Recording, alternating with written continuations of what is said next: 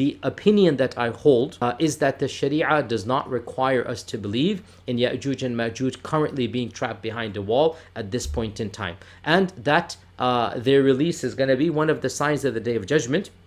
And Allah will send a group like them, not necessarily them obviously, but like them. A group of people that are acting like the original Ya'juj and Ma'juj. A group of people that are just as barbaric and just as evil as the original Ya'juj and Ma'juj. They shall come at one point in time, or they might even have come, according to one interpretation. While introducing the subject of Gog and Magog, I said this is the test of Islamic scholarship.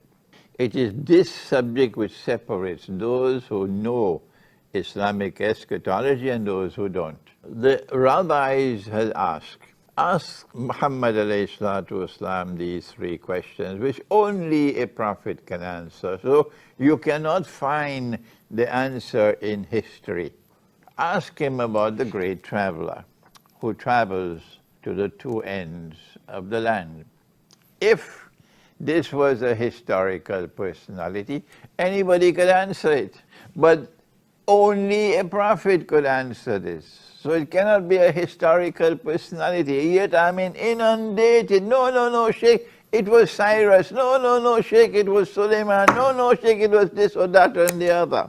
And Surah Al-Kahf mentions the story of Dhul Qarnayn, and mentions that Dhul Qarnayn came across a tribe of people who wanted to pay him some money to protect him from the barbaric tribe of Ya'juj and Ma'juj. Mufsiduna fil ard. They're causing a lot, wreaking havoc in this land. So Dhul Qarnayn built a wall or a dam in a particular valley, and he blocked the access of Ya'juj and Ma'juj to this particular tribe.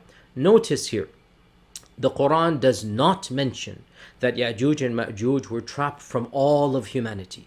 Nor does the Quran mention that Ya'juj and Ma'juj were locked up and denied access to anywhere else in the region. In fact, common sense and basic knowledge dictates that if you build a barrier in a valley, you have blocked one route or one road or one access, and a group can always find other routes and other accesses to other places in the world. What Dhul Qarnayn did explicitly in the Quran was to block the main road between two distinct civilizations.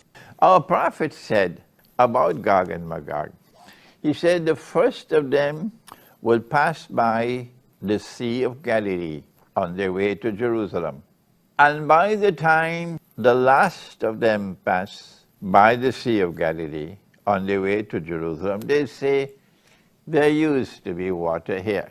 The water can go up and go down, but we know that so long as there is water in the Sea of Galilee, Gog and Magog are still passing by. This hadith gives us two things to hold on to. Number one, that because they have to pass by the Sea of Galilee on their way to Jerusalem, they're coming from the north.